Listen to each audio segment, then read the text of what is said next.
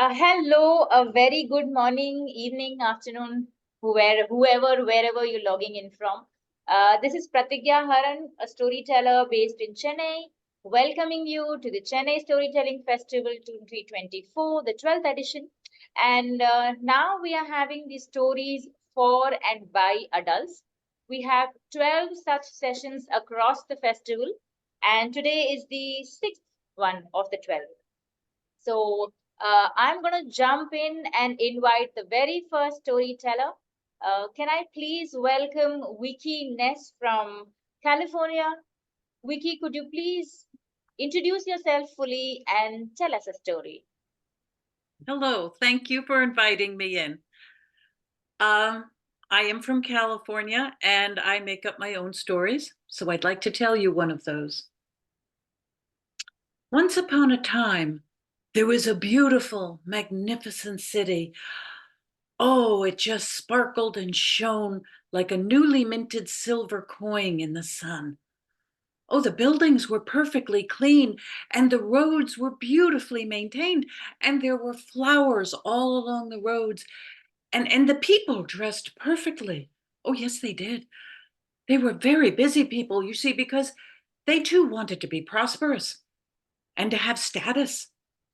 And so they worked very hard during all the daylight hours to make sure that there was money and status coming into them. Mhm. Hmm.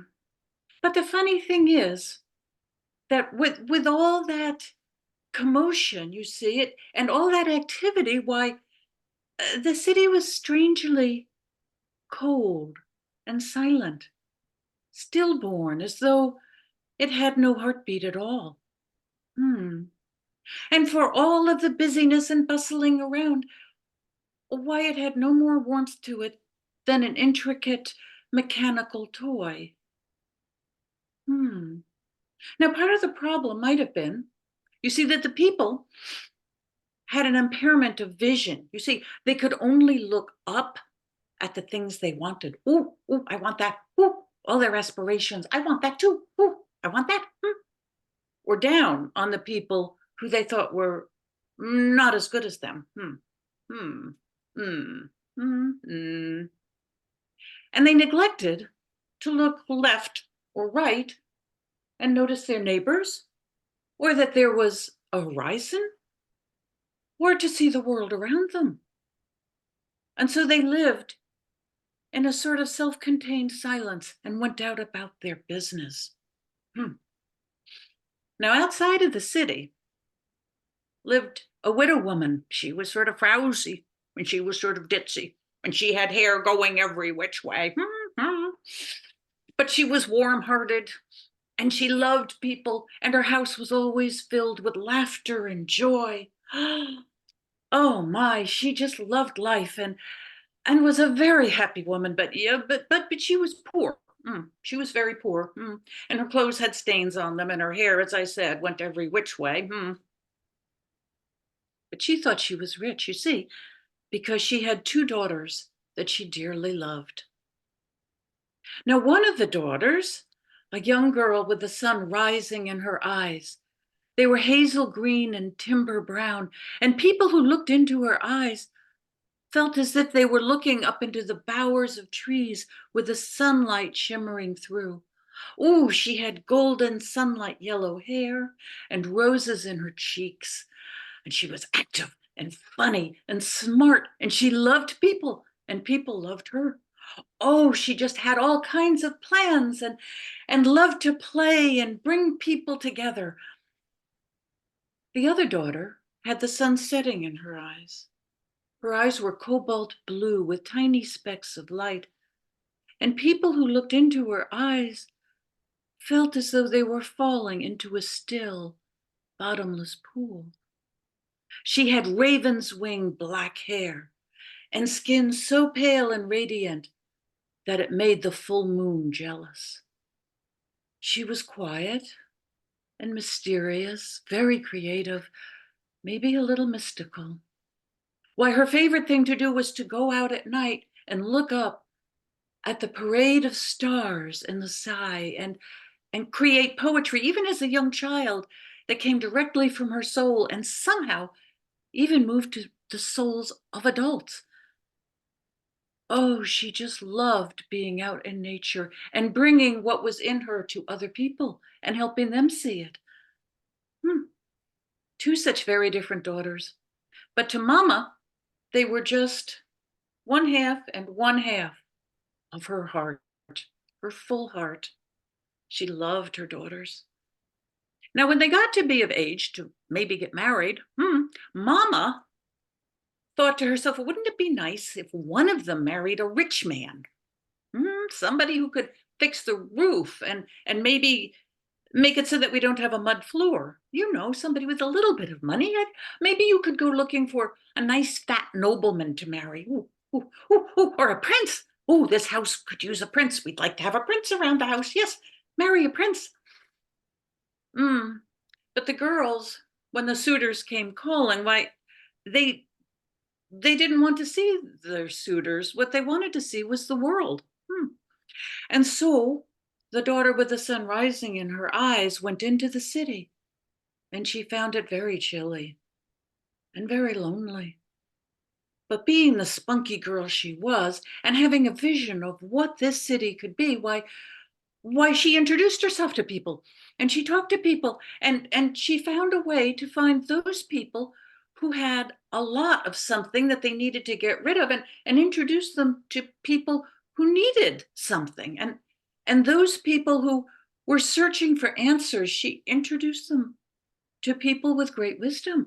And one by one, people started talking to each other. And in this way, she started to weave the fabric of community.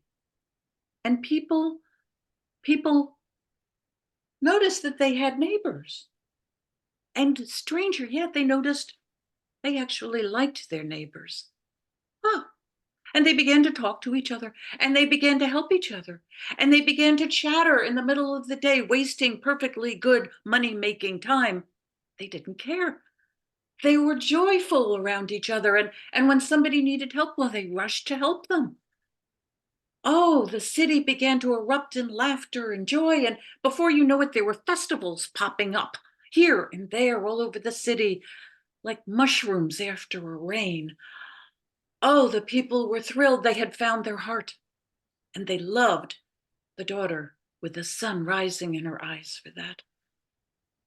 Now, as the sun went down, the daughter with the sun setting in her eyes would come into the city, and she would listen to the people at the end of their workday unburden themselves of their fears and their anxieties and their sorrows, all the things they were afraid to tell anybody else.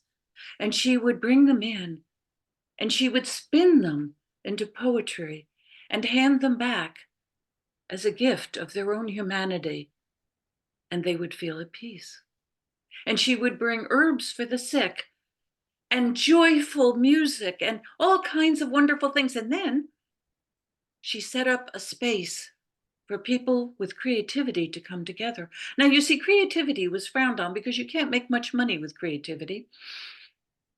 But there were artists in this city, and they found each other in this center. And the singers and the songwriters and the actors and the playwrights and the painters and the sculptors all came together. And at night, they would create marvelous things. And one night a week, the daughter with the sun setting in her eyes would take off down the long, dark city streets and put candles up on a dark hill just outside of the city. And the candles would flicker and glitter like a constellation of stars in the dark. And then she invited the singers and the musicians, and the music would rise up and fill the city streets and go in through the windows and call the people out. Now, the people were used to going to bed at a certain time every night because that's what you did. You went to bed at a time because the nighttime was useless, only good for sleeping. And then you would go to bed at that time so you could wake up at a certain time so you could get to work at a certain time. And they were very unused to this music coming in their windows, but it called to them and called to them until every one of them filled the city streets and walked up toward the music to the hill. And in the darkness, with the glittering candles and the beautiful music, their souls burst open and flew into the night air. And they began to sing and they began to dance with each other. And there were little plays going on and there were paintings and oh, their souls just sang. And all of a sudden, the darkness didn't seem like a waste of time. It seemed like a universe, a mystical, dark universe to get in touch with something mystical within themselves. And so after midnight it was before they could all go home. And they weren't tired. They were excited and hopeful and having all kinds of creative dreams. And they loved the daughter with the sun setting in her eyes for that. Well, time went on and the city thrived. Oh, it grew warmer and brighter. And it didn't shine with the brittleness of a coin in the sun. It glowed like the sun itself, life-giving, warm, solid, good. Well, at some point, the mayor did what some of us do. He grew old and he grew cranky and he decided he was going to retire, wasn't going to do this job anymore. He was not going to sign one more edict. He was not going to make one more proclamation.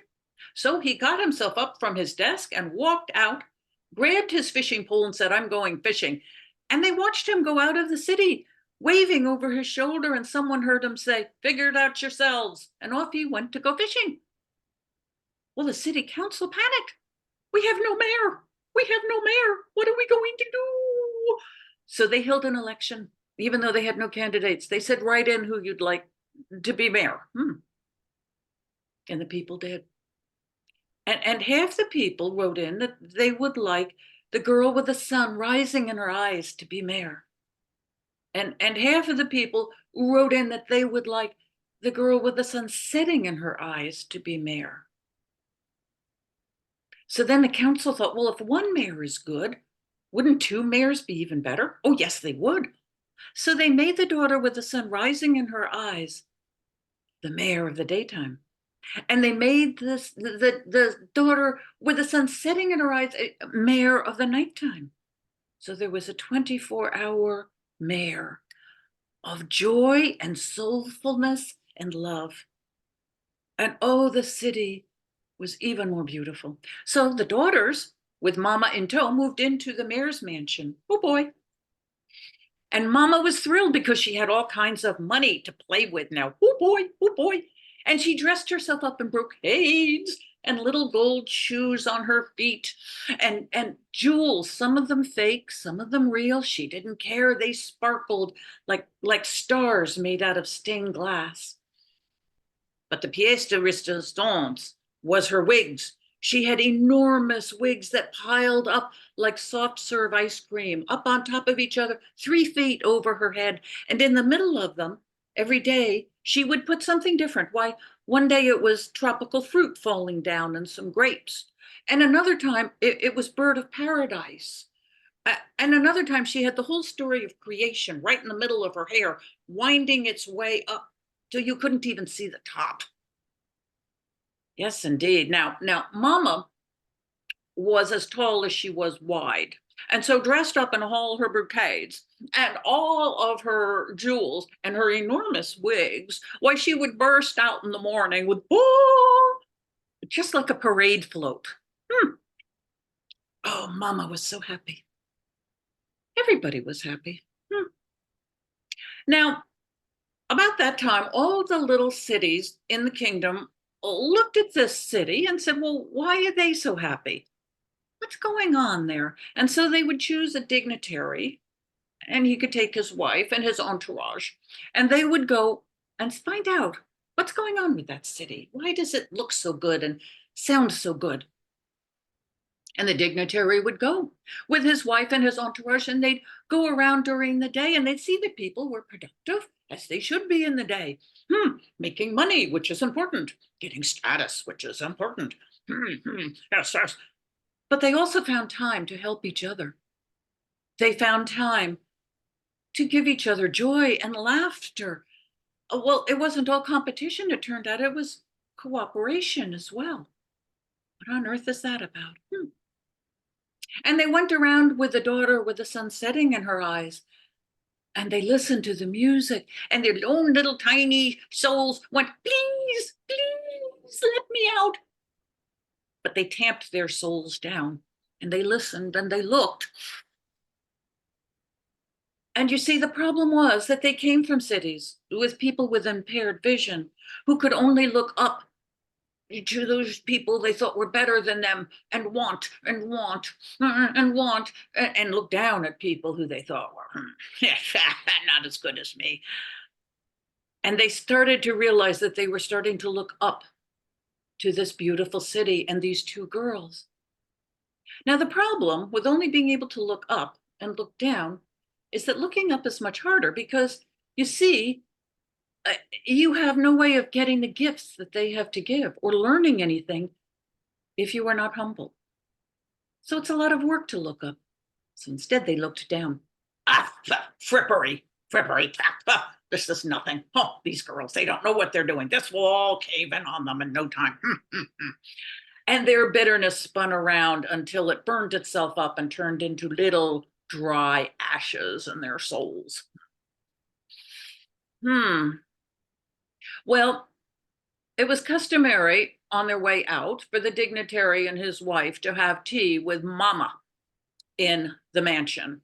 And they went in, and oh my goodness, she had decorated everything with chandeliers with crystals dripping off them and causing rainbow patterns everywhere, and gold angels and birds hanging from the ceiling, and the lamps were shaped like animals, and it was too magical for them. Well, they sit in their little velvet chairs, and a beautiful tea table was set in front of them with bone china cups, beautiful, and a pot with steam roiling out of it, dancing like a genie from a magic lamp, and beautiful cookies and well-decorated cakes. Oh, it was beautiful. And then, of course, Mama would burst onto the scene, oh, with her wig and all her jewels, oh, and she would come sit down in the settee across from them, taking up the whole settee. Do you need? What do you want? Would you like fish or cheese? Or what can I get you? I will have Pierre go get it for you. See, Mama always began every meal with cake, so then you progressed from there to everything else. And the dignitaries, by this time, the bitterness was roiling up until it came out of his mouth like a snake. Yes, madam. We have seen your town, and it's well, certainly a lovely town. Yes, it's very lovely. But your daughters, yes, your daughters, you know, I hate to say this, but it's true. Your daughters are spinsters. They're not married, are they? No, they're not. They're getting too old to marry, aren't they? But they're spinsters. You are going to be stuck with two unmarried women. They're spinsters. They're never going to get married. I'm so sorry for you. At this point, their snipey little wives would chime in. And you'll never have a family. We have 3 boys and 1 girl. We have a wonderful family. You will never have a family. Maybe an illegitimate one, but no family. I'm so sorry for you.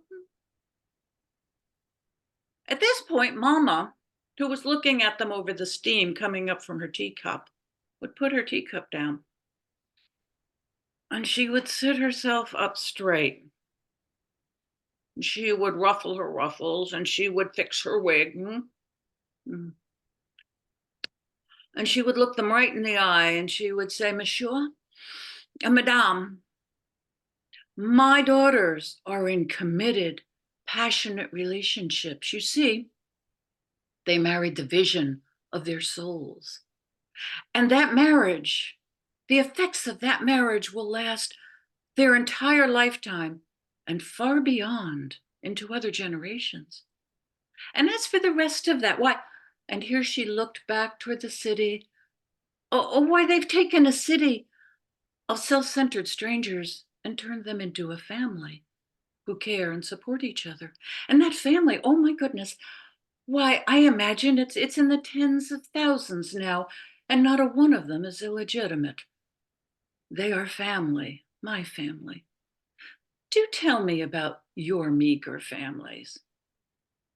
And at this point, the dignitaries and their wives would stir their teacups and crumple in on themselves and find nothing whatever to say.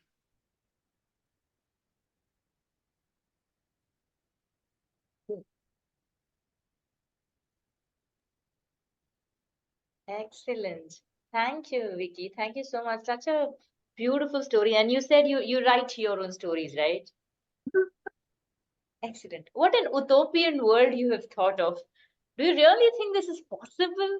Or is it just that we artists, think would want things to be the way? Yep. Mhm. A lot of times I found that, where will this go? What will be the solution? And one of such places which I liked a lot was when half the people chose one daughter and the other half the other. And I thought Mhm. that is going to be a conflict, how will you manage that? And so beautifully you brought them working together. If only we can think out of the box, and if only we can, look at coming together than finding one solution. Love the story, Vicky. So beautifully written and very beautifully told as well. Thanks a lot for that. Thank you so much. Opening it out to the audience, any reflections, any thoughts, please go ahead.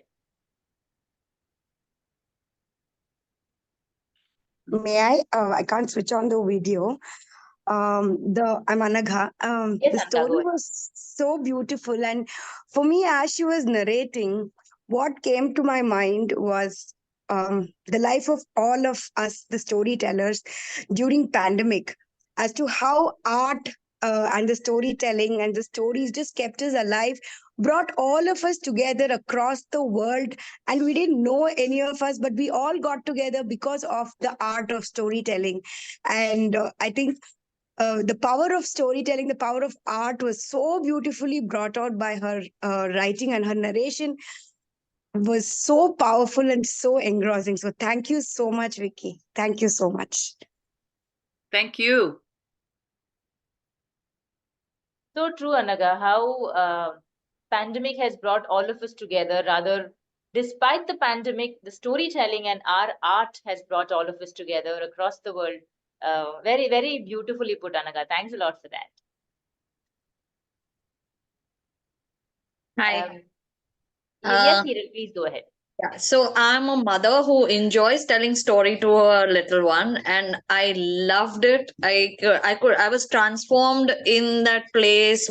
I was imagining everything from the eyes to. It was so beautifully done, and my little one also enjoyed the story. Thank you so much. It's our first time we're attending the session. Yesterday we had some technical issue. I couldn't hear much clearly, but today is amazing, amazing, amazing. Thank you so much. Here's my little one. Say hi. Oh,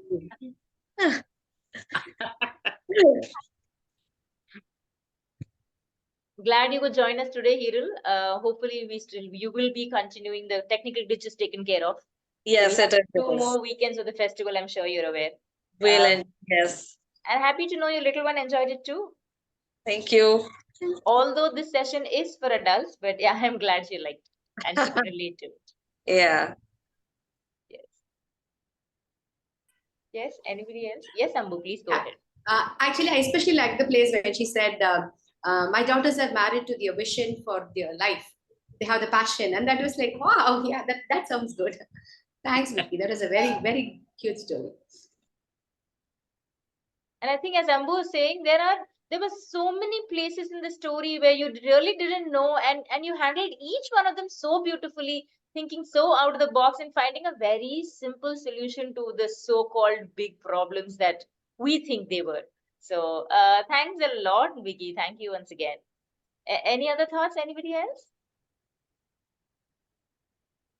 Vicky, you want to tell us why or when you wrote the story? Anything about the backstory of the story? no, I create stories. I teach story creation, and one of the techniques is to listen to music and let some image come up. And the image that came up was a young girl with the sun rising in her eyes. And so I thought, well, there should be a young girl with the sun setting in her eyes, because there are two sides to humanity of brightness and mysticism. And so, yeah, it just came from the music that I was listening to at the moment. Beautiful. Yeah. Lovely, lovely. I wonder the two daughters thought about marriage if they really meet a proper man, just to share their life together. Then how about with vision, devotion, and marriage? That could happen. That could happen. But it wasn't that they had to be married. They could be married. They had a choice. Choice is the word. Yes, very, very apt. Choice is the word. There's no harm in getting married. You don't have to get married, but it's up to them. Yes. Okay. es- Yes, Vicky, go on. Especially since so many fairy tales, the young girl is being married off as a gift to some man who did something. And yeah, maybe she doesn't need to be married. And definitely not given away as a gift, for sure. And I Right. think I think that is something almost all storytellers are in agreement and we are all changing the narrative, aren't we? Every time we come across that, I doubt if any storyteller continues to say, and then she was married off and they lived happily ever after. I think we've all changed that part, and I'm happy with that. Yes. Yeah. Thank you, Vicky. Moving on to our next teller for the day, we have Lipika Mohanty from Bhubaneshwar, India. Lipika, please introduce yourself fully and share a story with us. Hello, everyone. Namaskar. My name is Lipika Mohanty. I'm a storyteller from Bhubaneshwar, a city in the east coast of India. It gives me immense pleasure and honor to be telling a story here at Chennai Storytelling Festival. I'm extremely thankful to Dr. Eric Miller for having given me this opportunity to share a story here. Thank you so much, Eric. Well, my story goes like this. Once upon a time, there lived a farmer and his wife. Both the farmer and his wife, Raghu and Malti, were really hardworking, honest, and sincere people. But in spite of their being so hardworking, it was getting difficult for them to meet ends day by day. So one day, disgusted and frustrated, Raghu decided that he should look for job opportunity in the cities. So he expressed his wish to his wife. And his wife was very thoughtful and was a very practical person. She said, "Oh dear, you should definitely go to the cities to look for good opportunities, to make a good fortune there. And don't worry about me. I'll take care of our land and Boon and Lali." Boon was their only cow and Lali was its calf. So they decided, and finally, very soon, Raghu left for the cities to look for a job. He traveled to many places, but he couldn't find a job of his choice. Then, after traveling for many days, he reached a very flourishing city. And there he met a merchant, and the merchant gave him some work in his business. And he learned the tricks of trade from the merchant. The merchant was also a very kind man. And Raghu, as it was, he was hardworking and honest. So he could also gain the confidence of the merchant. And gradually, a bond developed between them. The merchant treated Raghu as his family.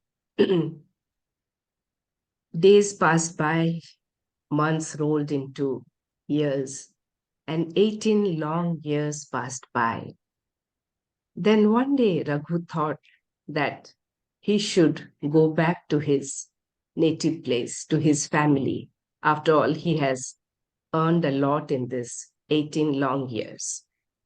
So he went to his master, to the merchant, and said, "Master, Now I have thought of going back to my family. I have worked for 18 long years and I have earned enough. And I think with that money, I can start something good in my village, and I'll be with my family also. So I have come to ask for your permission.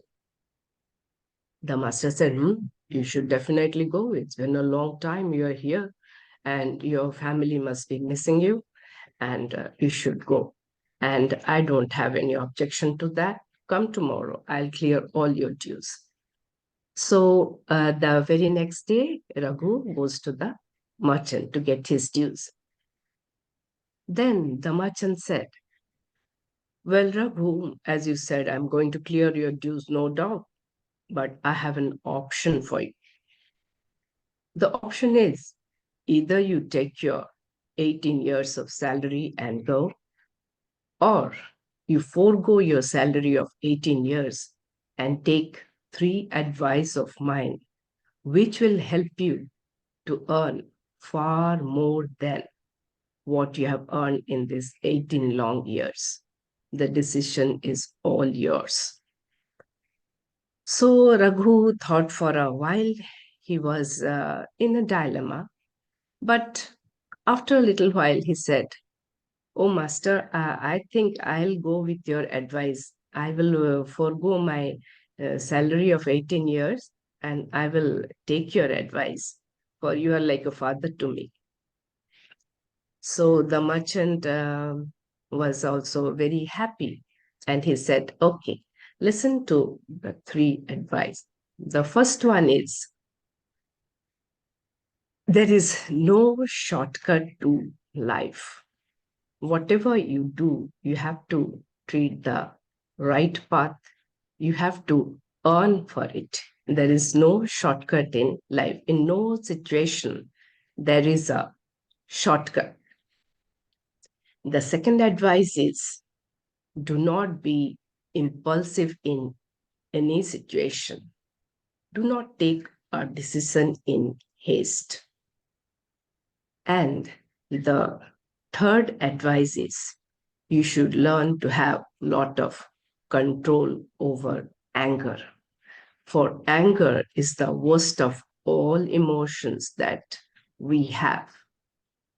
So Raghu said, I will remember this, master. And soon after, Raghu got ready to leave for his village. And when he was going to leave, he touched his master's feet.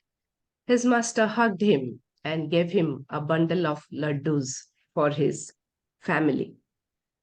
So Raghu started on his journey way back home. So as he was going, many things have changed. Over 18 years, many things have got changed. And there were new roads and many different shops, many things have cropped up on the road. And so at an intersection, he was puzzled whether he should take, which road he should take. He was thinking over it. At the time, he saw there were 2 men were standing at a distance, looking at him. Then he went close to the people and said, brother, which way should I take to go to Lakhimpur? Lakhimpur was the name of his village. The 2 men looked at each other and then they said, oh, you can take the road to the left. That is a shortcut road. You will save some time as you have to walk a long way. Lakhimpur is far away. But this road will take you quickly, saving your time. Then Raghu thought that would be a good idea to take this shortcut. Then all at once he was reminded of his master's advice that there is no shortcut to life. So he changed his decision. He said, oh no, I think I have some other work there and I'll take that road. And he continued in his journey. And he met few more men while he was going there. And he asked them, brother, do you think the road that I just left behind to the left, was it the shortcut road to Lakhimpur? They said, "Oh no, who told you? That leads to the jungle." And he said, "But two men told me." He said, "Oh, there are many robbers and dacoits these days. They lure you people to that way, and in the jungle they loot them, or they also get them killed. So that is not the right thing." Then Raghu was so relieved. He thanked his master for giving him that piece of advice. Then again he continued in his journey. It was getting darker, so he thought of asking for a shelter for the night for someone. He knocked at a door, and a man looking very tired opened the door. He said, "Who are you and what do you want?" He said, I am a traveler. I'm on my way to Lakhimpur, and I'm looking for a shelter for the night. Could you please give me some shelter for the night?" So the man said, "Oh, you see, there is a house there in the middle of the field. You can see it from here also. That house belongs to me. You can go and stay there, and there is also a tube well. If you want water, you can get it from there." So as he was going, so he handed him some food as well. "Here, take some food, and you can rest there." So Raghu went to that place. He opened the house. He drank some water from the tube well. He ate the food, and as he was very tired walking for such a long time, he slept down. As he fell on the bed, he slept off. In the middle of the night, there was a thumping sound on the door. Someone was knocking. So Raghu woke up from his sleep, and he sat down on the bed, and he couldn't think of what was that. Then the door sounded again, thump, thump, thump. And then he thought of opening the door. He thought someone was coming. As he was going, and he had just put his hand on the latch, he was reminded by his master's second advice: do not take any decision in haste. Wait for a while. What could it be? Then he thought, who could call him in the middle of the night? And that too in a place where there are no other houses are there. So he thought that he should not open it. He should not answer the door. So he slept off again. He went back and he slept off again. In the morning at daybreak, when he opened his door, he saw the man whose house it was. He was coming running from his house, and he was waving his hand in desperately. He was saying, he came running to him. He said, "What is the matter, man? Why are you looking so worried, and why you are in such hurry?" He said, "Oh, you are all right. Thank heavens, you are all right. I am so sorry. I forgot to warn you that there is a man-eater who roams over here in this part, and it knocks on every people's door as if a human being is knocking. And when people open the door, it just drags them off and take him to the woods and eat them up. The man-eater, it has been its habit of the man-eater." Then Raghu gave a sigh of relief, and he thanked the master again for the second piece of advice. Then again he continued in his journey, and finally he reached Lakhimpur, his village. The village was resting. It was totally dark. It was late in the night. So he did not want to disturb his wife, but he wanted to went around his house. So he went around his house. He was looking for everything, whatever he could see in the darkness. Then he peeped into his house, and what he saw, he was shocked. He found his wife was sleeping with a young man.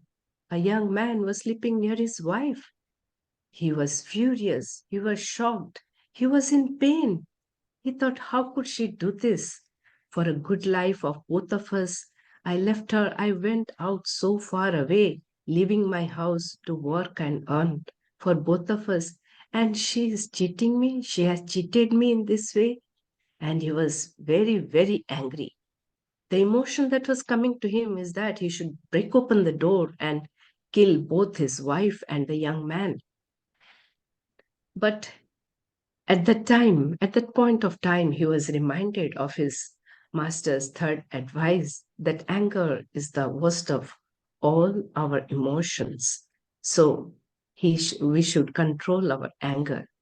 So he kept quiet, he kept calm, and he thought of sleeping on the veranda of his house. So he slept there. And in the morning, when his wife opened the door, and he found his husband, her husband Raghu, sleeping there. She was overjoyed. She hugged him. He said, "Oh my goodness, you have come back. I was missing you so much. And for so many years, you were away from the house." And tears of joy rolled down her eyes. And she hugged him and she cried like anything.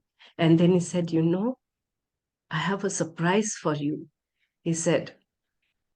And Raghu was just dumbfounded. He couldn't say anything. He was simply standing.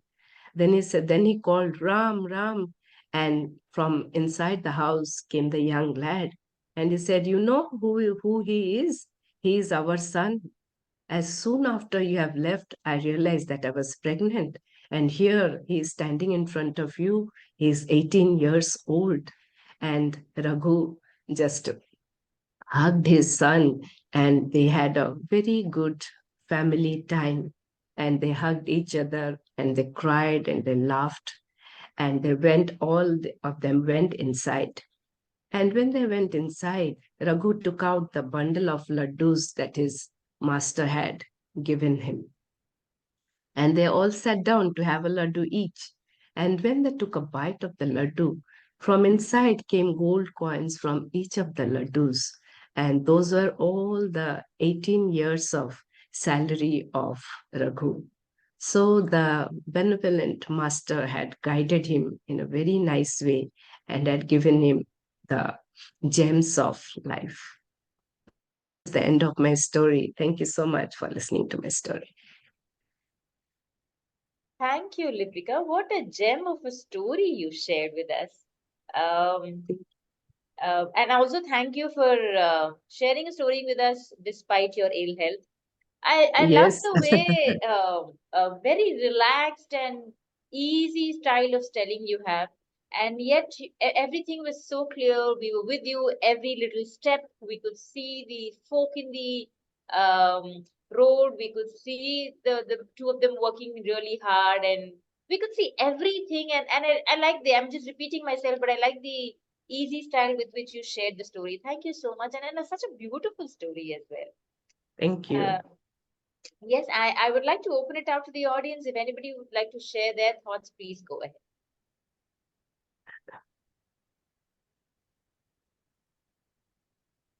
Hi, good morning. It was just wonderful to hear you, Lipika. I'm Neena this side. Such a beautiful, calm and composed narration, but at the time, keep us guessing what next, and finally the laddus and what the master had done. So beautifully done. Thank you so much. Thank you. Thank you so much. Parvati here, yeah, there's a lot of thought-provoking advice Master had given. I think all of us need those advice, and I think for many of us at various points of time, these advices have helped us move ahead in our lives. I think many will agree to that. Yeah. Yeah. Thank you. Thank you so much. Lipika Ambuja here. Actually, like how this said, I loved the seamless narration. We were with you throughout the story. The best part was when you said the 18 years wages was inside the laddu. I was like, why is he missing this? So it would be good if he has got that also. So I like that part. It was so positive, like he followed the advices, but still he got what he actually deserved. So yes. very beautiful story. Thank you. Thank you. Thank you so much. Very beautifully narrated story. We enjoyed it thoroughly. Thank you so much. Thanks, Eril. I Thank think you. to Thank add you. to what Ambuja was saying, Lipika, yes, I too didn't see that coming. I thought it is a choice, and Okay. making a wise choice was the right way to take it forward for the story to move forward as well. Laddus were just there, for him to eat. Didn't think that there'll be, coins inside the laddu, although that now it seems obvious. The way you said it, really, that kept the surprise. You didn't give importance to the laddu, so I think it just passed by, and we didn't see that coming. So yeah, love that part. Love that part. Thank you. Yeah. Any other thoughts? Anybody else? Okay, Lipika, you would like to want to tell us as to is this from any literature that you've read, or where is the story from? What is the source of the story? Oh, yeah. I heard it from someone. Then I got it from my social media group. We have a group, and so we keep posting stories in Odia, in our mother tongue, and all that. Okay. So someone said this is a folk tale.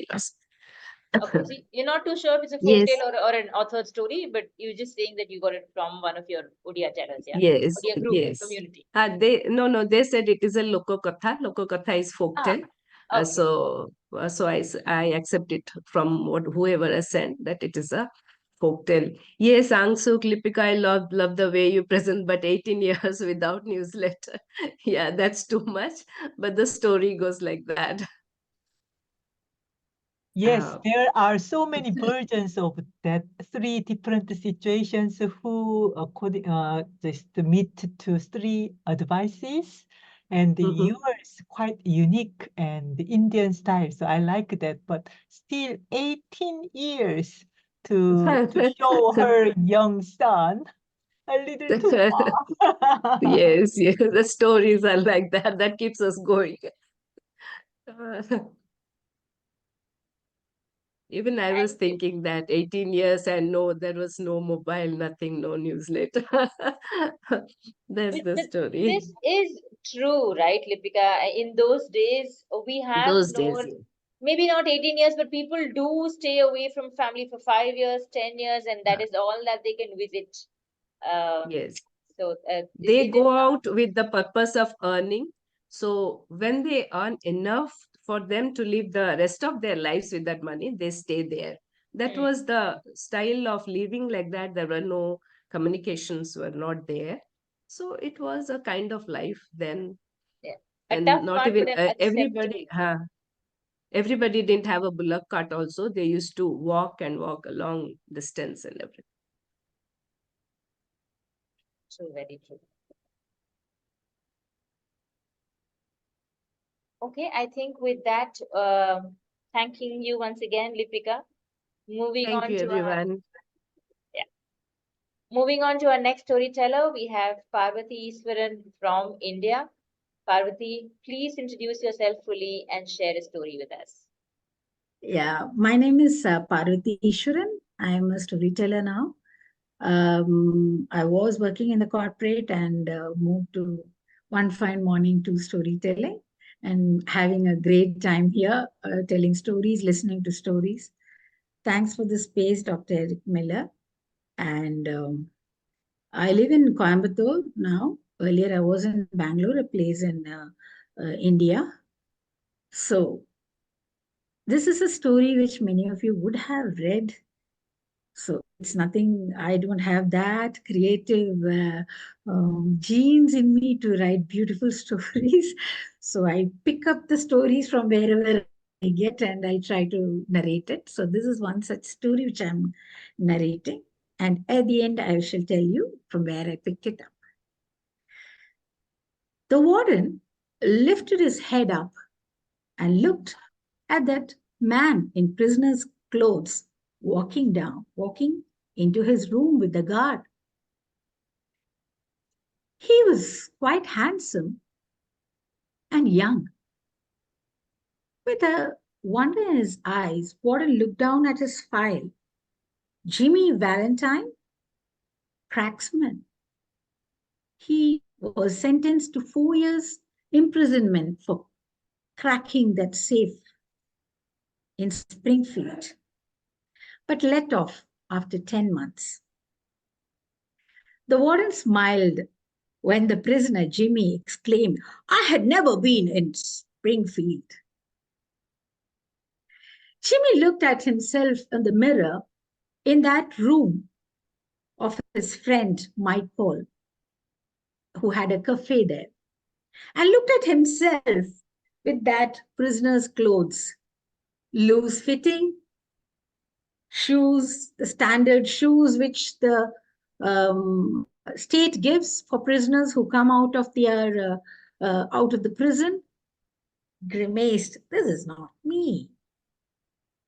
And then he just turned back and pulled out that bed from the wall and opened a panel and took out a suitcase. Dust. He dusted it, just opened it. All his tools were safe. It was such a beautiful set of tools, all made with the best of steel. He had the drill, he had so many things which he needed. And some of the tools were his own inventions.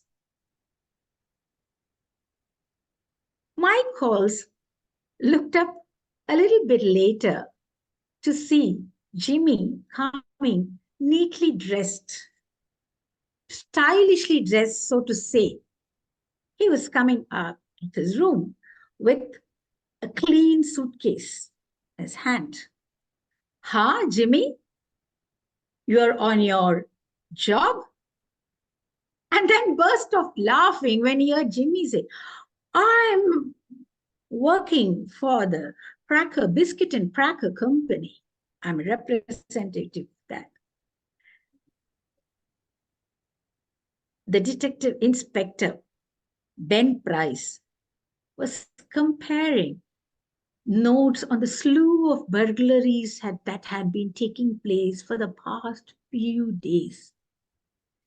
He was looking at it and remarked, that's dandy Jim Valentine's autograph.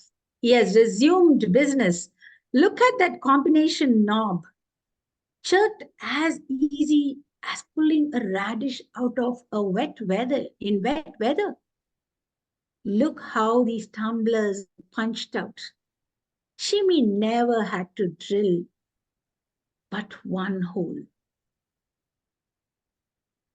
And Ben decides to follow Jim and nab him.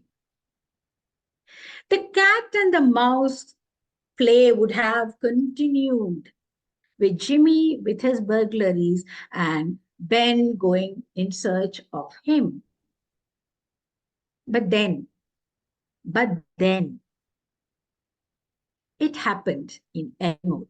If only he had not gone to Elmore, nothing would have happened. It would have been just as it is.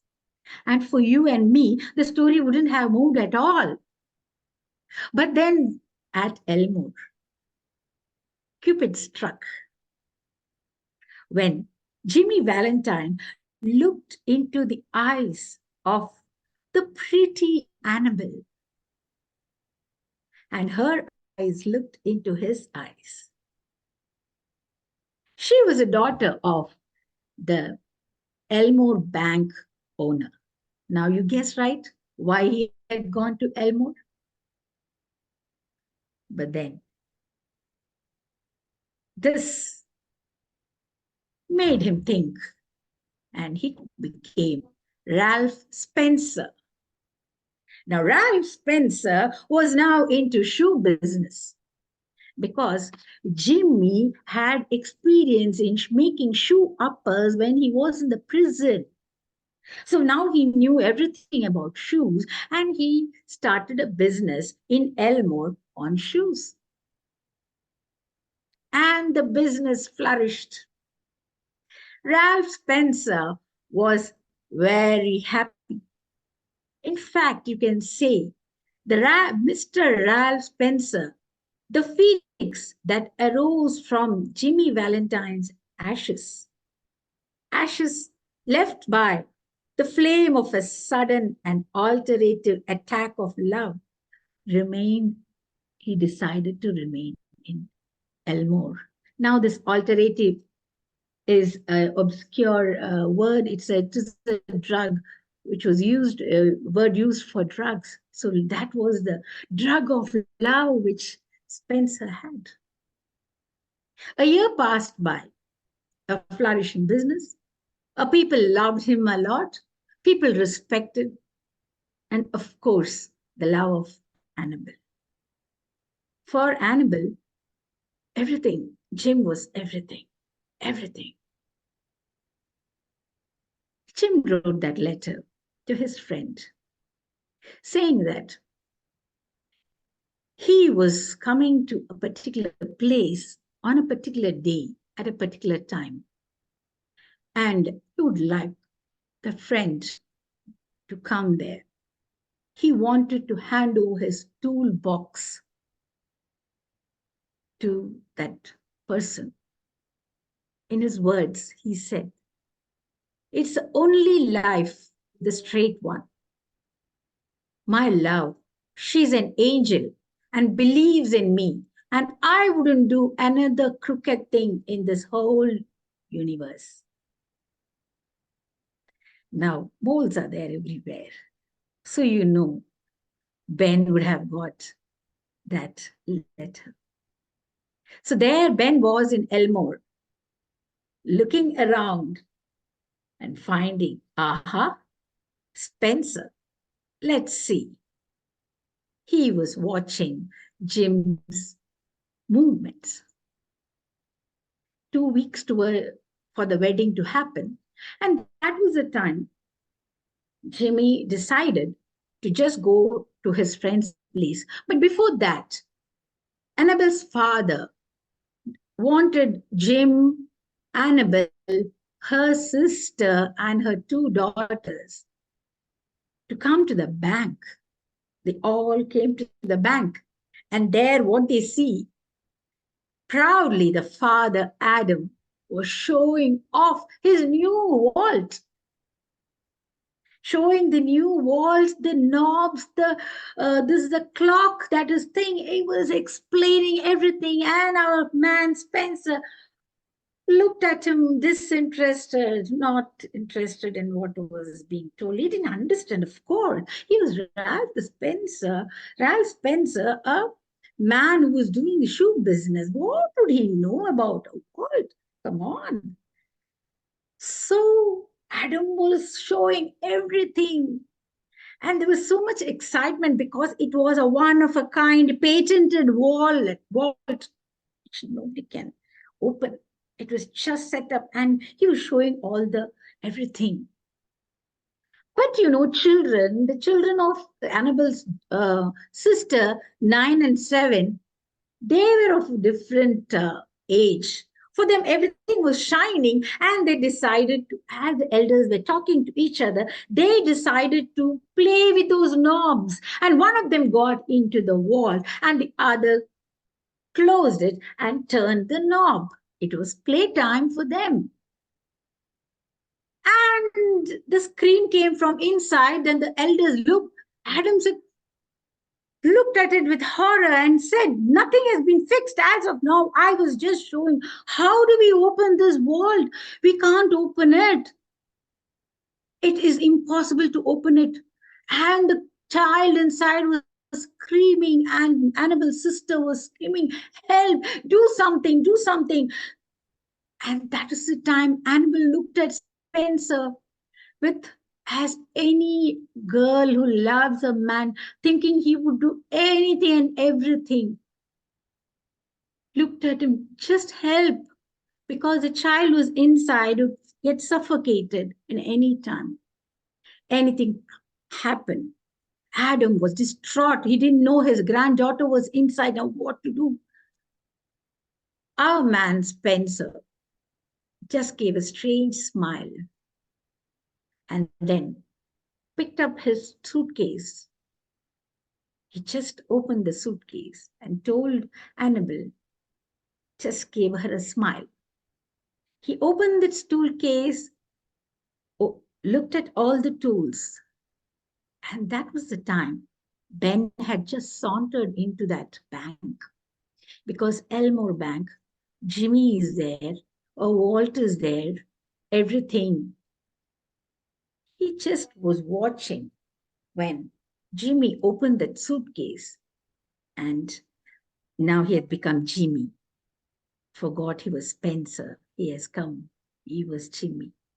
He took out all his tools, and within minutes, he cracked open that safe. Jimmy just looked. He saw Spencer standing there. He picked up his suitcase. Yes, this is the end for me. And picked up the suitcase, and as he was walking, he heard that familiar voice calling Spencer. He just turned and looked at Ben and said, "Yes, you can." He wanted to literally show his hands, handcuff me. I don't understand what you're telling. Ben said, "Mr. Spencer, I have never met you."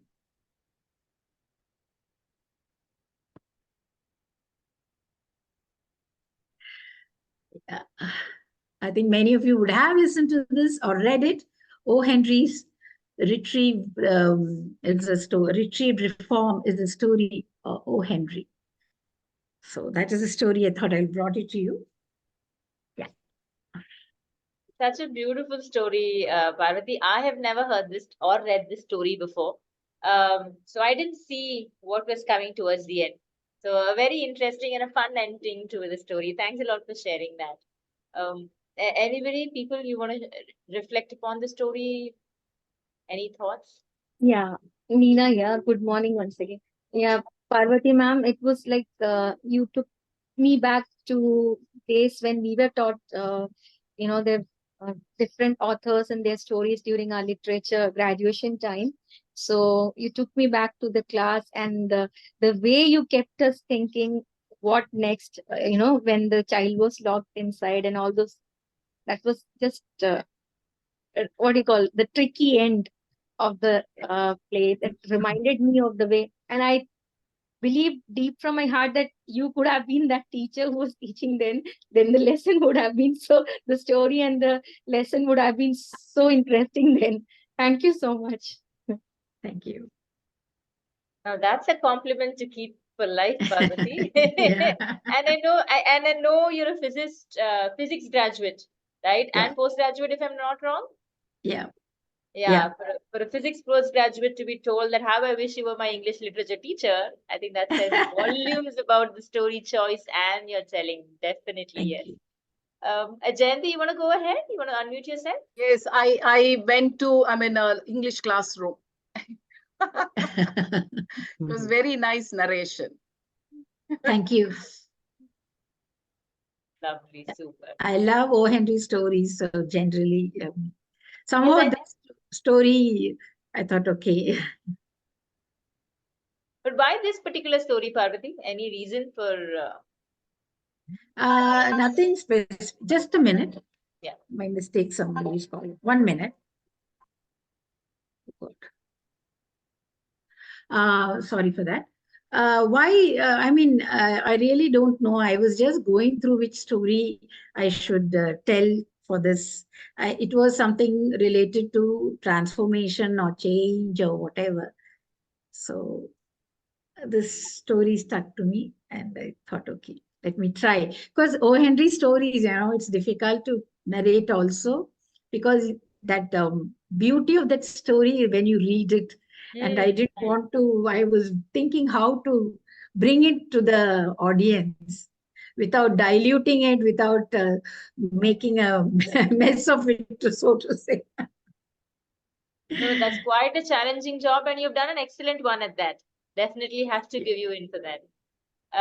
Ambu, I can see you switched your video on. Do you want to say something? Yeah. Actually, first thing is like knowing her personally a little more and have seen her other stories. This was a total different read from her. I've never seen her stories like this. Okay. So to me, Parvati is always humor and bubbly and all. That's a different. So the story which she narrated, I'm listening to such a kind of a story from her for the first time, and it just flowed seamlessly. I loved it, Parvati. When you started, I was actually when you said, "Oh, Henry," and the jail clothes and all. I was expecting the story to be the anthem. And then when it changed, it was like, okay, what is the story? And when the child gets, inside the wall, the piece, the scene and all was so vivid. And the ending was, as Prati mentioned, I love the ending, like how you ended it so beautifully. Thanks for that story. Thank you.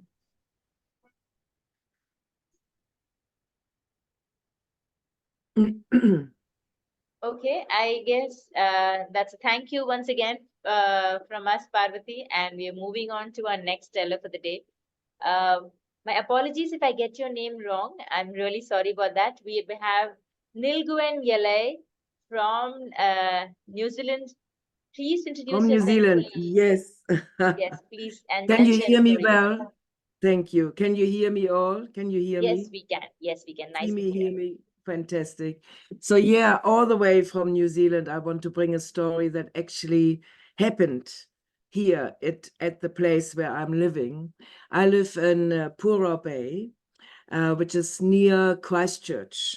For those of you who may have visited New Zealand at some stage in your life, there's Christchurch and there's Littleton, and opposite is a beautiful, beautiful peninsula called Banks Peninsula.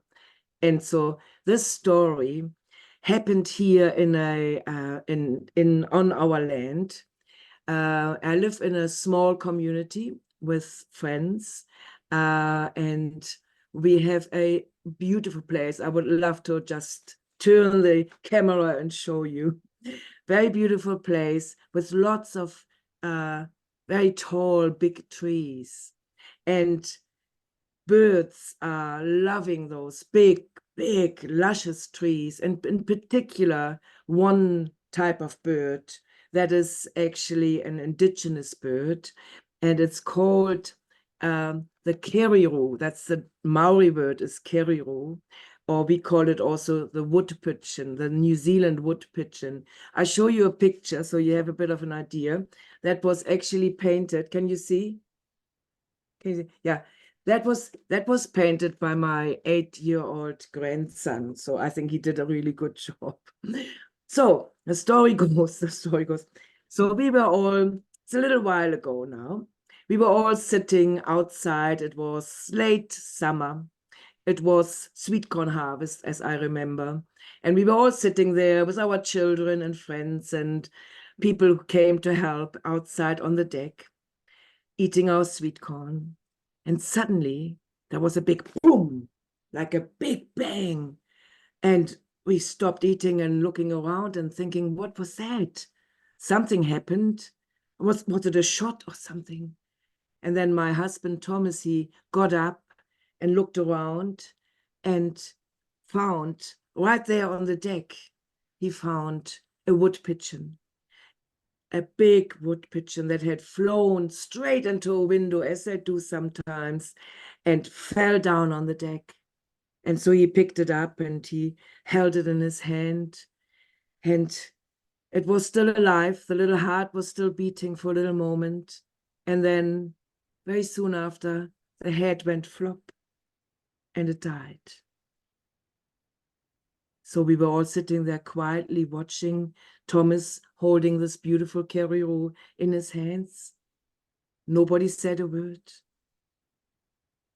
until one of us said, so what are we doing? What are we doing with it? I mean, it's a beautiful bird, and it sacrificed itself somehow. It would be a shame just to bury it. Maybe we could honor it more by eating it. And our children immediately piped up. They were teenagers at that time, or almost teenagers. And they said, oh, no, we can't eat these. They're under protection. We're not allowed to eat them. But we said, look, we are so far away from anybody. We are out here in the wop-wops. Nobody would come. Who would know? Who would ever know? And so quickly the pot came out of the kitchen, and hot water was boiled, and the wood pigeon was dunked into it and plucked. And of course, you know, we were all the adults at least, looking forward to a nice dinner. Although I must say, it was very little on it. Once the feathers came off, it was very small little bird. So it was wrapped into alu foil and put into the oven. And then came dinner time, and we sat and ate, nibbled at the meat of the wood pigeon, which was very, very yummy, I must say, really yummy. I think it had already, because it was eating all these ripe berries, it had a beautiful aroma, a beautiful taste, and a beautiful stuffing almost. It stuffed itself with all our berries. Anyway, so we had that meal. Our children staunchly refused to eat anything. So that was that night. It was a Sunday night. And we all cleaned up and went to bed into our different homes. And Monday morning came. And Monday morning at that time was always my favorite day of the week, because everybody was going to work or to school. And I was actually not working on a Monday and had the whole property, the whole house to myself. Yes. So I was in bed. I said goodbye to everybody. I was in bed, still enjoying a little snooze. And suddenly I heard a big bang, bang, bang, bang at the door, at our house door. And I thought, who's that at 8 o'clock in the morning? Who's that? Nobody would come at 8 o'clock in the morning. And so I walked down, and I was still in my nightie, was still in my hair, very disheveled. And I looked, and I opened the door. And first I couldn't make out who that was and what happened. I saw a striking young woman with shorts and hiking boots and a little cappy on. And to my surprise, on her hip, on her right hip, she had a device which looked a bit like an antenna. It was strapped to her body like an antenna. And I look at her and I say, hello, who are you? And she said, oh, please forgive me that I come in so early, but I'm actually here because I'm following a flock of kerrios, a flock of wood pigeons, and one of them has a little transistor. So I followed them, and they must have been landed here somewhere on your property. And I look at her and I go, oh my God, oh my God. I hope I haven't eaten the transistor. I hope it's not beeping in my tummy. And so she said, I said, yeah, well, yes, we have wood pigeons here, definitely. And then she said, I wonder, could you tell me, did you notice anything strange happening lately on your property? And I said, yes, a little bit. Yes, because one died yesterday. And she looked at me and she said, oh my God, how did that happen? I said, it must have flown against the window and died. And she said, looked at me, really sternly looked at me and said, and what did you do? What did you do? Did you eat it? And there was that moment where I had this, suddenly everything was on hold, and there was a little vision coming up in my mind of me kind of disputing anything and not telling anything. And then at the same time, a little feather popping out of my mouth and the transistor beeping in my tummy. So I opted for telling her the truth. I said, yes, actually, we did eat it because we thought we actually honor it more by eating it rather than burying it. And she said, oh my God, you're not allowed to eat it. You know that. You know, you have to report it to the Night Tahu, which is the tribe of this area, the Maori tribe. You have to report it to Night Tahu. And I said, oh, I didn't know. And she said, and what about the feathers? Do you still have the feathers? And I said, yes, but you wouldn't like how they look now, really. You wouldn't like it. She said, show me.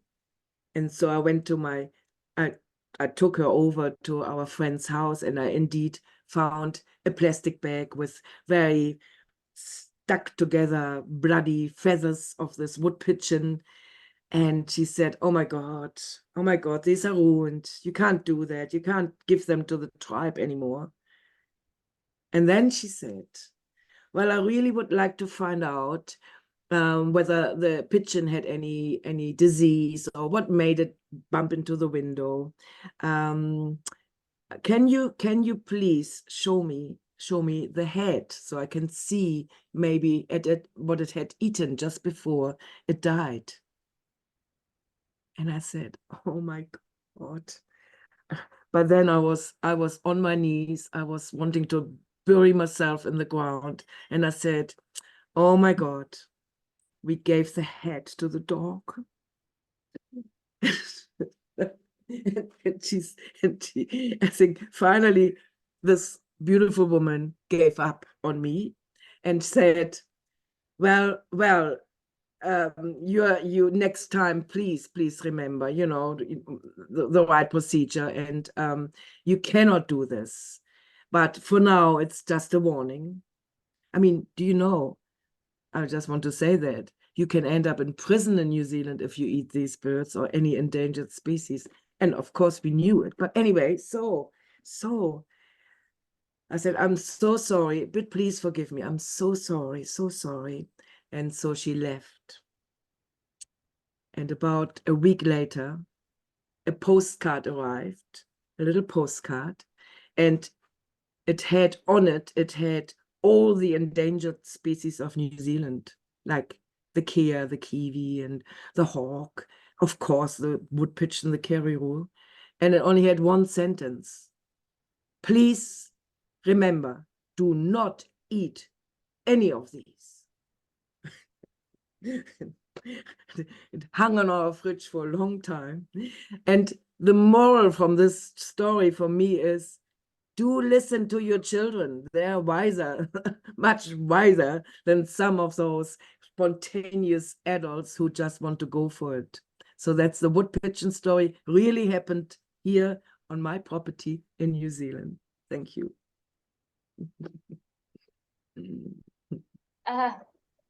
Thank you, Yalay, for sharing that story, a personal Yeah. story. And it kind of takes me back to Lipika's story about don't take decisions in haste. So that was a Yeah. piece of advice that just came to my mind when I heard your story. I could see the audience were, giggling and laughing and with you throughout the story. Would open it up to them. I can see Ansuk was all excited. You want to say something, Ans? And from New Zealand, my heart was sinking when the young lady came over to your house and asked, and what should you say, answer, but you said frankly. I know. What could I do? What could I do? Thank you. Thank you. Thank you, Anne. Anybody else? Any reflections, any thoughts? Any similar stories of your own? Hi, Shweta here. Yes, Hi, Shweta. Shweta. So, my God, I really imagined that feather coming out of your mouth. And when you said no, if you had said no, wouldn't that have been a classic? And I'm watching Dr. House nowadays. It's a series on, doctors and rare diseases. And imagine if the bird had some disease that you guys had eaten it. Yep, right. Listen to your I children. know. Sometimes they are wiser than us. Yeah. So this was an amazing anecdote. I really enjoyed it. Thank you for sharing it with us. Thank you. Thank you. Yeah, I would like to say that yes, you were right that we often ignore what our kids tell us. We Yeah. think that we know everything and they are just they have to listen to what we have to say. And the moment you said you have to honor it, I was like, what is the way that you're going to, or which way are you going to honor it? So when you said it was inside the puddle, oh, and then when the lady came up, it was like, now what? Because you are all alone. Everybody left. How would you deal with it?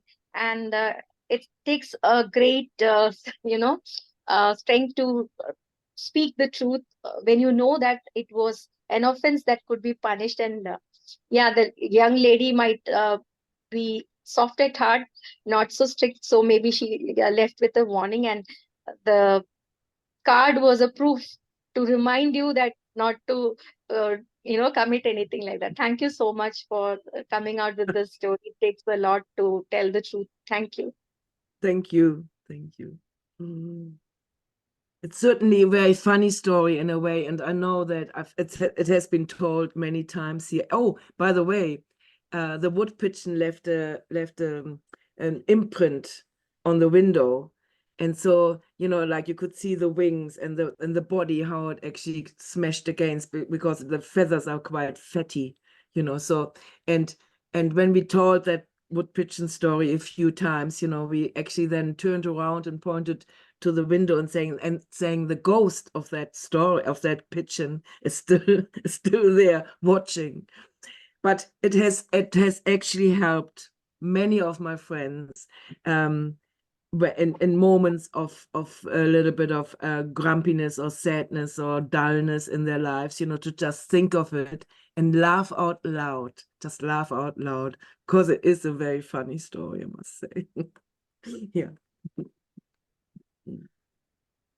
But we have never eaten a wood pigeon again. I just want to say that, and of course, we are in line with the law and tradition of New Zealand. So it was just an exception, because surely out here, if you would know where I live, you would think nobody would ever come, and especially not the next day. The next day. Yeah. Thank you so much. I hope you enjoyed it. Okay. Thank you for putting that on record, Yalay. That keeps you off trouble the next time. That yes, you've never done it again. Never. Thank you. Thanks for that story. Moving on to our last teller for the day, we have Nidhi Sehgail from India. Hi, Nidhi. You will be sharing a personal story again, is what I'm told. Please introduce yourself fully and share a story with us. Hello, everyone. Am I audible, Pratigya? Yes, you are. Yeah? Nice and clear. All right. So, hello, everyone. My name is Nidhi Sehgail, and my story is a personal story, and the title is From Pain to Power. And the story goes back 10 years ago when I was at the rock bottom of my life. But today, when I look back, I actually can vouch, and when I can join those dots, it was meant to bring me from hair to hair, So this is my personal story, which I'm going to share with all of you. And now, being a life coach and a body psychotherapist and an energy healer, when I share this story, I share my personal narrative with a lot of my clients, boom, it touches their heart. And in fact, when I start giving them tools, nothing happened. But one story actually transforms their life. So I'm going to share a story which my life coach told me. And it really mattered to me until they, believe me, I've been telling that story to hundreds and thousands of people, because it affected me, it touched me.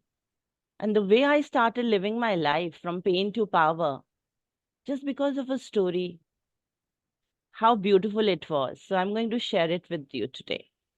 So 10 years back, I was in a good business, invested a lot, but God knows what happened. I was totally bankrupt.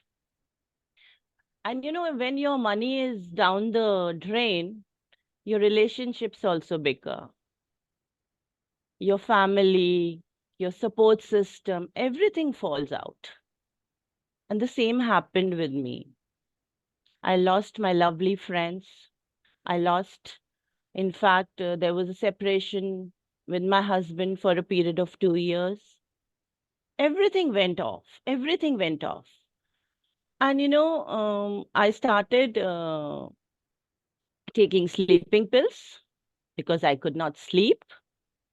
And I was into severe depression and I didn't know about it.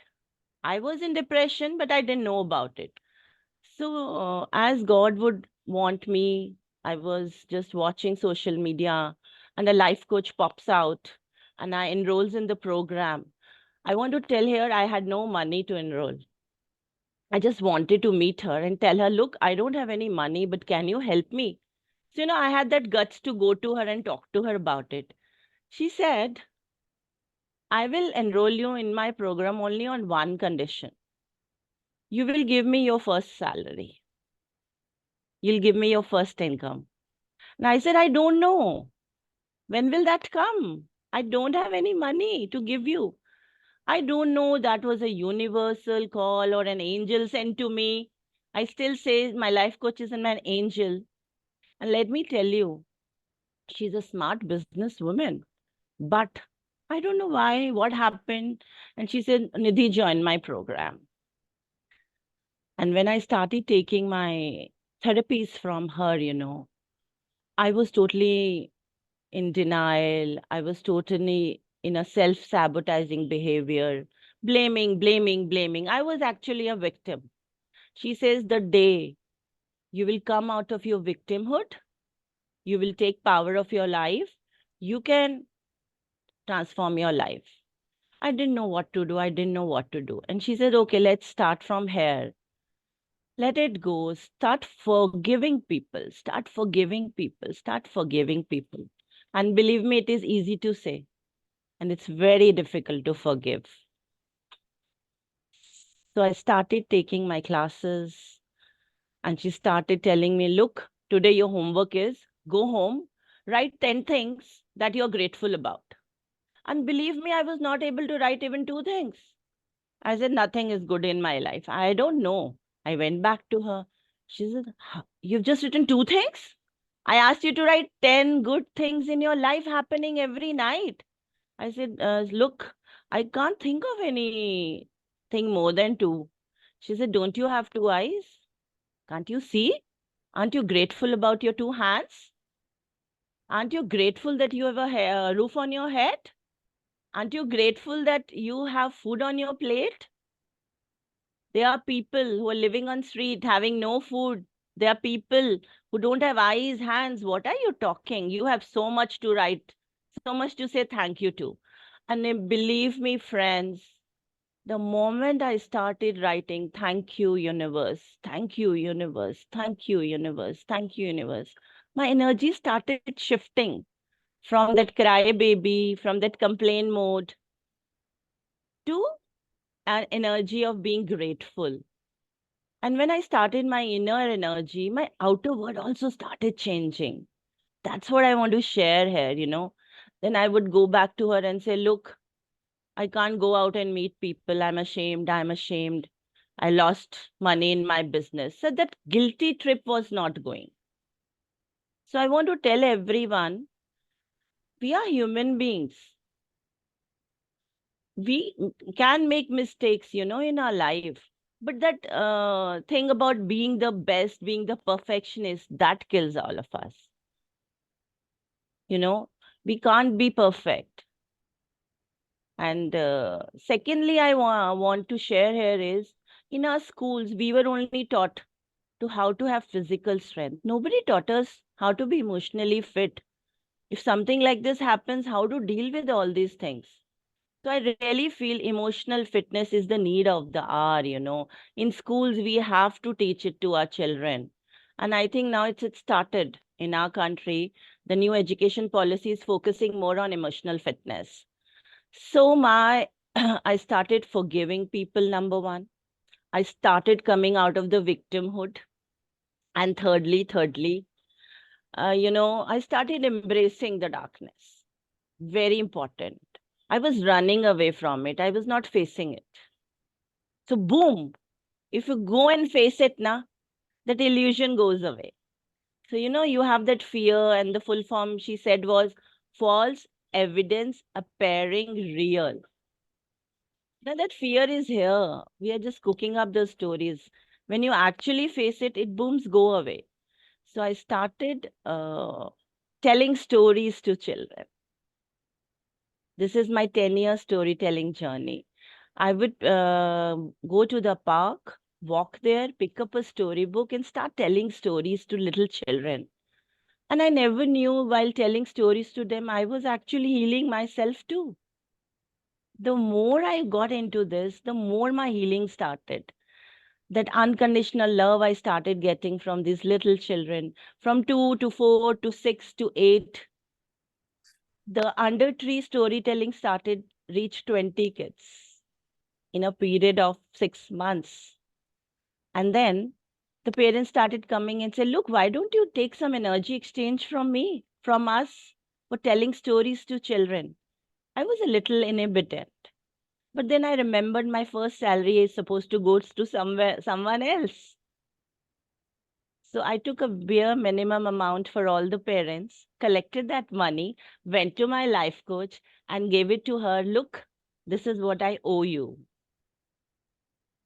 And I'm so grateful for this, Today, I know that I have to take 100% responsibility of my life. No one will come and change it. I can't sit there with a plate in my hand that somebody will come and serve me my good life. I have to take charge. I have to be in power, So, in fact, the situation a long time back was I would not even get up out of my bed. I would even not change my clothes. I was so much into depression. I used to forget brushing my teeth. So I was so much a zombie that time, And then she said, find a purpose that would make you move out of your bed every morning. You have to get up, get ready with makeup, and go to the mirror and start talking all good things to you. Nidhi, you're beautiful. Oh, wow, you're looking so smart. You're looking so sexy. Your hair are so beautiful. Wonderful eyes. These little tools which she gave me actually transform my life from pain to a powerful Nidhi Sehgail right now, who changes lives of more people day by day. And the more I start dealing with my clients, the more healing happens to me. Because healing is something which is an ongoing thing, It doesn't mean that within 1 year or 3 years or 4 years, you'll be healed. Healing is an ongoing journey. The more I get connected to children, the more I started healing myself. And the story I want to share here is, she told me there was a bunch of frogs. They were given a task to climb a mountain. And all the people around them were saying, it's difficult. You cannot do it. You cannot reach it. Are you fools? You're going to crush yourself. Everyone was saying these people are mad. But the frogs went on going. And few of the frogs dropped also. No, it's dangerous. We can't do it. We are not powerful. We are not strong enough. I don't have the courage to do it. And within 1 hour, there was only one frog left who reached the top. He did not pay heed to people saying, you are mad, you cannot do it, you don't have the power to do it. And when that frog was asked, how could you reach that mountain? It was killing. People were telling you to come down. People were telling you to drop out. What happened? And he said, look, I am deaf. This was the story told to me by my life coach. If you want to have a passion in your life, totally be deaf, Don't listen to what people are telling you. Don't give others the power to make you unhappy. Be the reason of your happiness yourself. And that's how that small, little, tiny, miny tail totally twisted my, subconscious program, you may say, or you may say my attitude in life or my thoughts. And here I am living my life. I'm a founder of the Reading Eyes Book Club, a 5-year-old book club which has 250 children in 4 different locations, and we tell stories to children. And this is my personal story from pain to power. I tried to summarize it in short, just to tell you that let's be the strength for each other. There are people who are in depression, but They don't want to come out. We very well, put on social media, oh, I have the surgery of my, uterus, and they're putting it on the social media.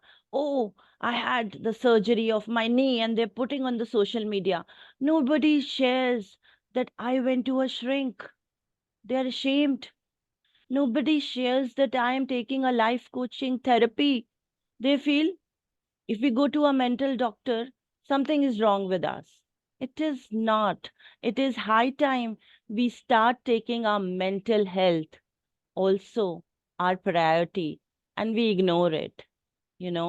That's what I really want to go out and tell people. Look, sometimes you need hand holding. We need hand holding. We need professional help. And when I started taking professional help, that's how I started embracing darkness in my life. And I started seeing light. This is my small little story for all of you. Hope it touched your heart. It sure did, Nidhi. Thank you so much for sharing such a personal piece of yours and in such a positive way. Thank you for sharing the healing, and it was really beautiful. Glad to know that you're out of it, and more importantly, that you're spreading the joy and happiness and the healing to others. So happy to hear this. Thanks for sharing this, Nidhi. I'm Thank sure you, there's a Pratigya. lot the audience wants to speak. Please go ahead. Yes, so again, I'm starting off. Somewhere I could connect with you because I too went through not personally but professionally, and I'm going to tell that as a personal story in this coming February in Chennai Storytelling Festival for the second time because I dare to tell my the trauma that I went through as a professional in Sri Karuna's platform. But at that time I could not open up and say the whole thing that I wanted to, but this time I'll be telling all those things because somewhere or the other we go through this stage either personally or professionally. So I think it's time that we speak it out, and let others be aware that not to stick to, there are many toxic things happening around us. So not to stick to that. And yes, of course, we never accept that we never know that we are going through depression. But yes, how we take it positively and move ahead is very important. And I'll be completing the rest when I do the session on 25th. Thank you so much, and a big hugs to you for taking life so and accepting what you went through and spreading joy. Thank you. Thank you. Yeah, fantastic. And Nidhi, I love your title almost, from pain to power. I love it. I think it's really a wonderful wording of what really can happen for us. And I mean, like you, there are many, many stories I can think of where I transitioned through deep pain, where there's a story, I think, of a tree that it throws its seeds out into the world, but the seeds can only open through fire, through pain. And hardship. They can't fruit, they can't grow without having gone through a fire transformation, transitioning.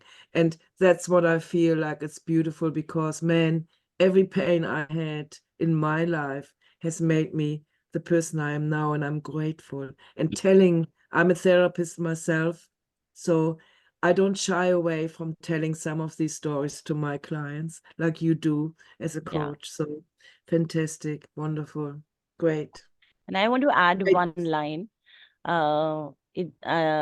This happened 10 years back. From last 8 years, my husband is with us. My family is all intact. And what happened is I started changing my inner energy and the outer world started changing. So we are a good, happy family now. So that's what I really want to. This is not the end of the story. This is the beginning of the story, That we all, yeah, absolutely. yeah. Yeah. Great. Well, thank you, Nidhi. That was very beautiful and very heartfelt and very important. I like that term, emotionally fit. That goes along with emotional intelligence. And yes, the CBSC is supporting storytelling in education. So I think, as you mentioned, the authorities are becoming more active in promoting feelings. So that's wonderful. I want to jokingly defend staying in bed all day, because I know it's a metaphorical expression to say I couldn't get out of bed, but did Nidhi disappear? She dropped out. I guess looks like it. Maybe she'll come back. But anyway, let me finish my thought. Don't tell anyone, but I often spend half the day in bed. But I'm doing email. Eric, just reminding you, this is being recorded, so Yes, it's the whole okay. world It's will okay. know. It's okay. That's the whole idea. Yeah. I don't like to sit at a desk for 8 hours straight. I prefer to, for hours on end, do my email from bed. So, but I know the point is the expression is I couldn't get out of bed. It means I was so depressed. I didn't want to relate to anyone. I don't want to engage in life. I know what that means, and I've experienced it. Trust me. Anyway, I just wanted to defend staying in bed for long periods. Yeah, I think Nidhi is joining back, maybe in a minute or so. Well, she can hear the recording of this The and give me recording. a proper reply. Yes, of course, yeah. Or So yes, and anybody else? Any thoughts, reflections? I think it's not easy. What Nidhi's done is definitely not easy to share these, the lowest part of yours, the most difficult part of yours, a part where you've been your most weakest, your most vulnerable, to be out in the open and to be able to share that with everybody. It takes a lot, Nidhi. So it's amazing what you've done with yourself and how you've managed to share this with all of us. And as I mentioned earlier, to be able to shape others, help others to come out of the similar troubles that you were going through. So thanks for that, Nidhi. Yes. And it is very true that helping others is a great way to fight one's own depression. Yes, to heal yourself. Yeah, and one can make a list of all the times one has assisted, one has done service for others, and how one hopes to do so in the future. That making that kind of list can give one strength. Jayanti, you want to go ahead?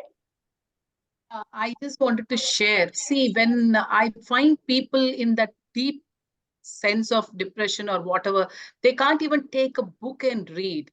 But to come to that state, I think Nidhi will also accept that. To push yourself to read a book first, that gives immense, energy to do that. Then I think it is a stepping upward. Don't you agree with me, Nidhi?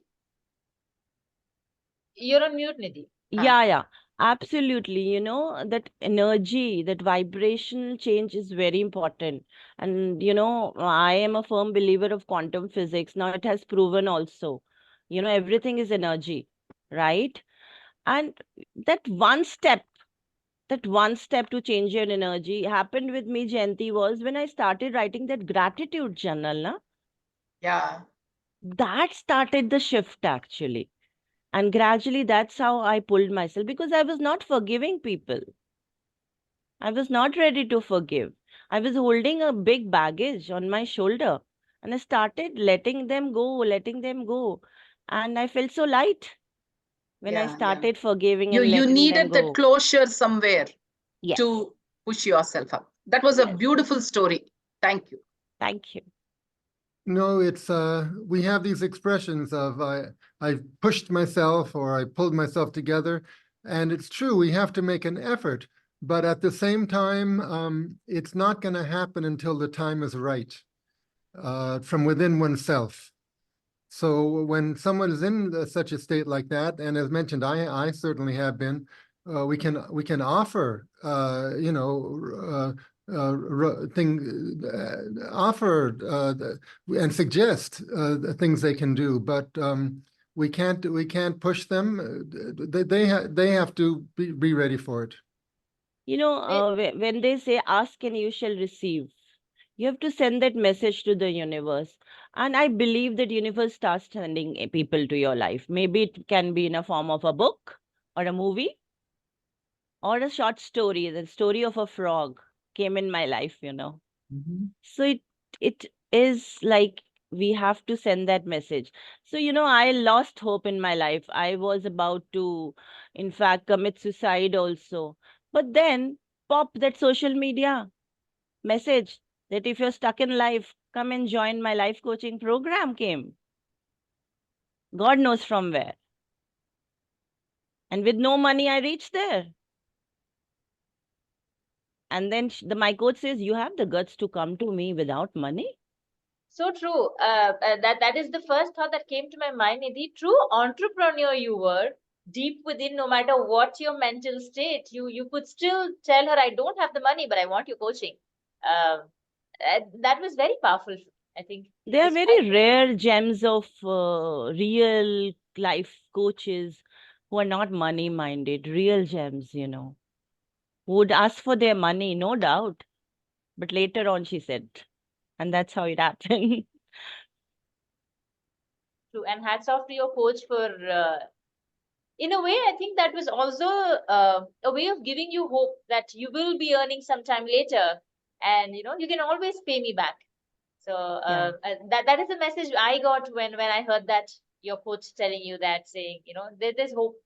You're not giving up yet. And Pratigya, it's a chain reaction. Now, when somebody approaches me that I am not in a position to pay you, but I want the healing, I welcome them with open arms.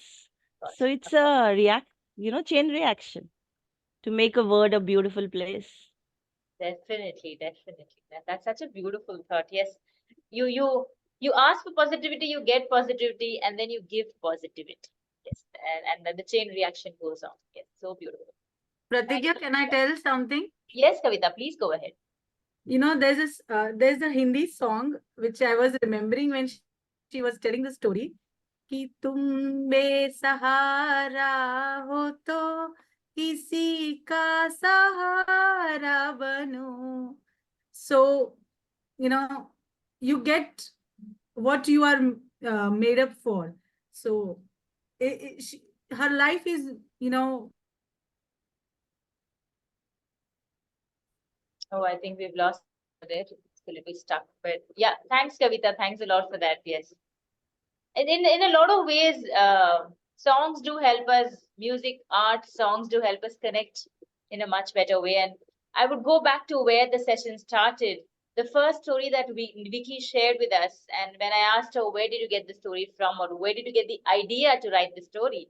And she said it was when I was listening to a song. So I think we've come a full circle in this 2 hours of story. And on that note, Eric, I know we're a good 10 minutes early. Would you want to wrap up now, or? No, please you wrap up. This is the last session of the morning.